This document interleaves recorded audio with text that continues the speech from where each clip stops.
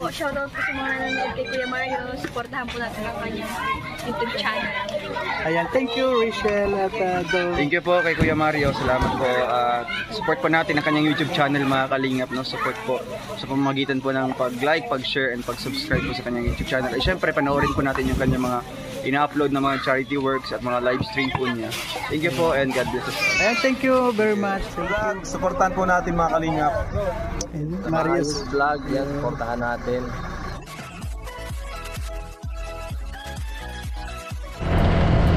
Good morning po, good morning. Ngayon po pupuntahan po natin mga kalingap si Tatay Mario. Kung naalala mo po yung na-scout ko na nagtitinda ng tako.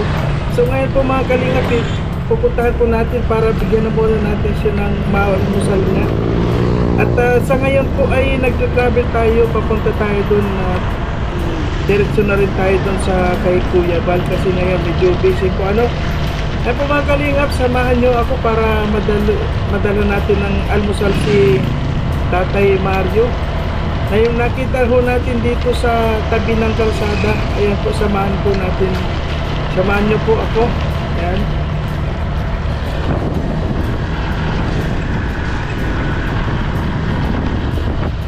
Binilan ho natin siya ng pansit tapos yung tapos tinapay para may almusalo siya. Kasi kahapon binigyan ho natin siya ng pambili ng bigas.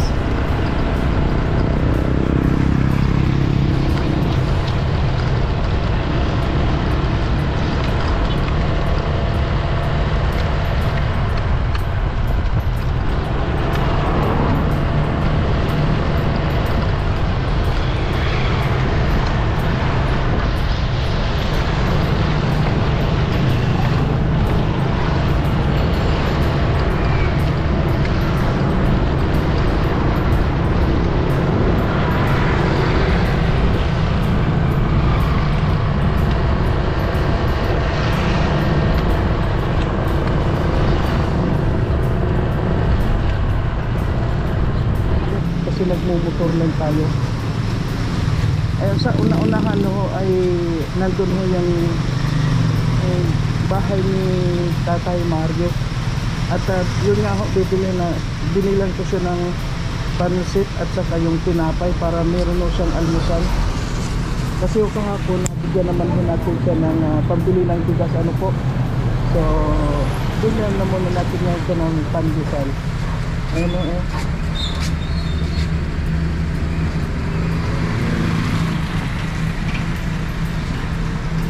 At sa ngayon po ay medyo maulan pa kaya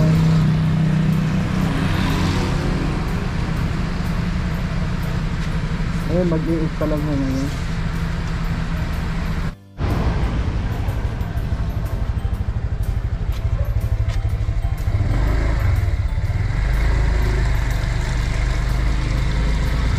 Ay mga kalingap, nandito na tayo sa tapat ni Tatay Mario.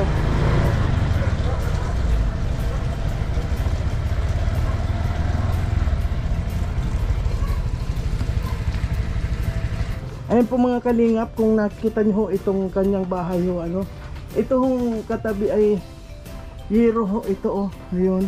Pero talagang sira na rin siya. At ito hong kanyang mga dingding. Ayan ho oh. Saka yun, busy pa yun. Oo, busy pa. Ayan nyo yung higaan ni Tatay Mario. Ayan. Hindi naman korto ko. Ayan. Mabuti nga na nalalagyan kong ganito. Buti po kagabi hindi kayo nabasa. Ay umulan. Ay may sahod naman kayo dito. Ayan tay, ano pong masasabi mo po sa mga nanonood sa atin? Ano yung masasabi mo sa kanila? Sa lahat ng mga viewers na gustong tumulong po sa inyo. Sa ganyan, kung halimbawa matutulungan ako, papasalamat ako. Dahil kagaya ito. Sa lahat po ng mga nanonood sa atin tay, ano pong masasabi mo? Kaya papasalamat din nga po dahil kung yung mga manonood ay makuan man nila, maramdaman nila. Dahil sa sitwasyon ngayon, pare-pare, ano nga, ipapasko. Siyempre, ang sabi niyan, ligayan.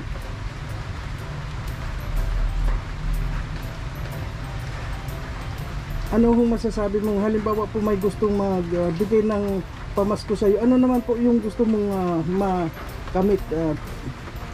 Ano yung halimbawa po bibigyan po kayo ano tay? Alaman sila kung anong kayanin. Hindi man ibig sabihin na ako ang makakuha sa kanila. Hindi. Yung may tutulong nila, yun ang tatanggapin ko.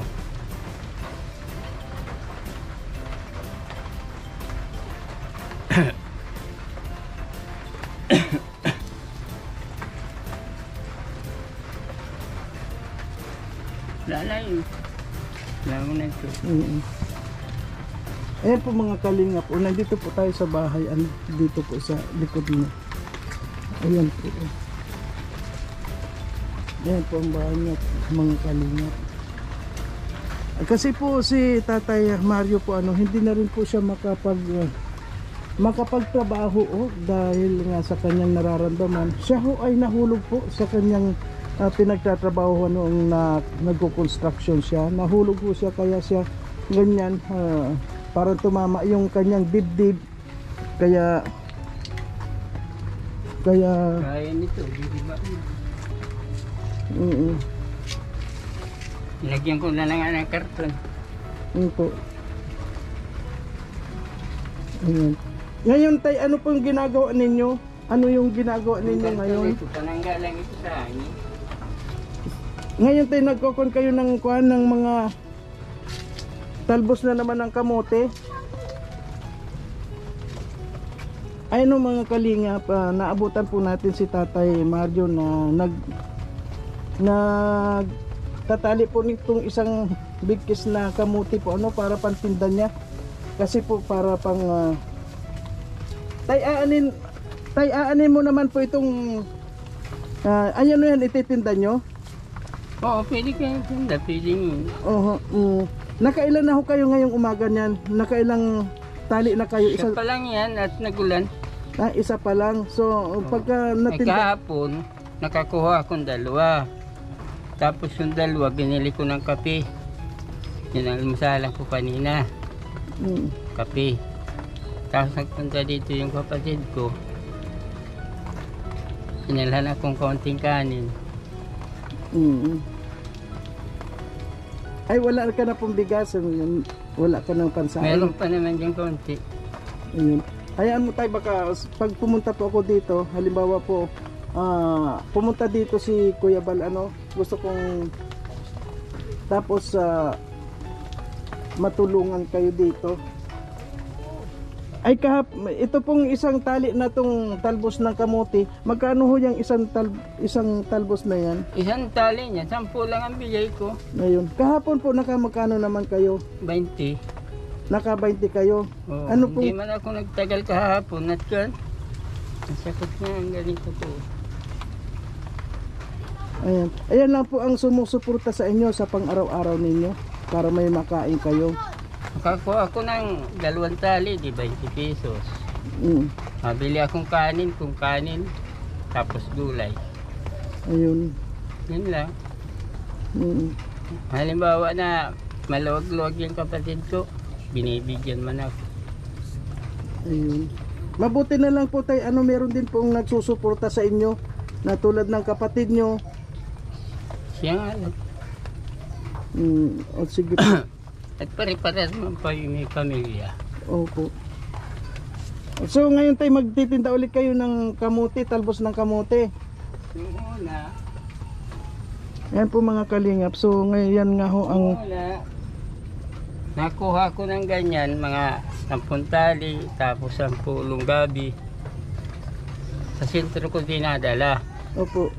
Kaya problema, nagpupuyat, bukod sa nagpupuyat, pamasahe.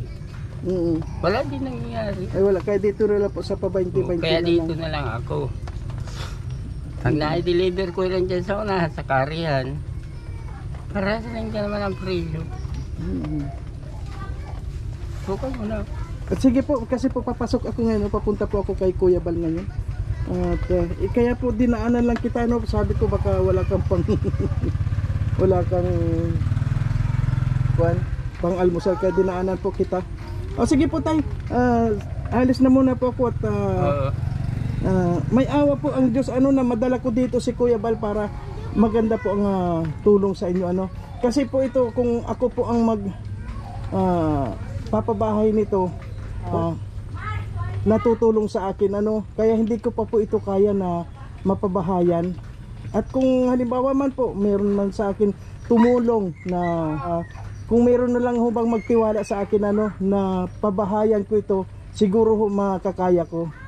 So ngayon po habang wala pa tayong kakayanan na magpabahay, ibibigay muna ho natin sa mga may kakayanan. Po tay?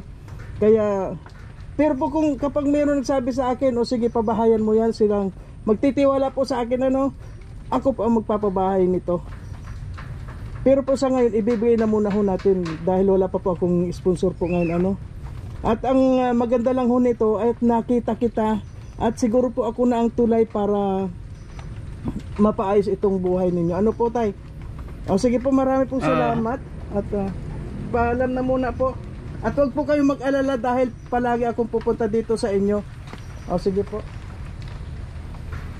Salamat O sige po. Ayan po mga kalingap, kung nakita nyo naman ho ang kalagay po ni Tatay Mario po. So dinaanan na muna ho natin siya ngayon ng pang-almusal para meron naman ho siyang maalmusalan. So naabutan nga ho natin na meron na siyang isang bigkis na naman na gabi para nakatalbos ng kamuti para pantinda. So yun lang ho ang sumusuporta sa kanya sa araw-araw. O sige po mga kalingap, hanggang dito na lamang po ang ating video. At syempre po wag natin kalimutan suportahan Kuya Bal Santos Matubang, Ate Edna Vlog at Kalingap Rab. Syempre po ang inyong lingkod Mario's Vlog po. Ayan, sana po palagi po nating suportahan ang aking channel para marami pa po tayong matulungan. Ayan po. Kaya po ako naka-helmet na ganito umuulan na ho talaga, hindi ko na hinubad. Ayan po, kung nakikita nyo ang panahon ngayon ay talagang maulan po. Ayan po, marami pong salamat. Ayan, bye bye.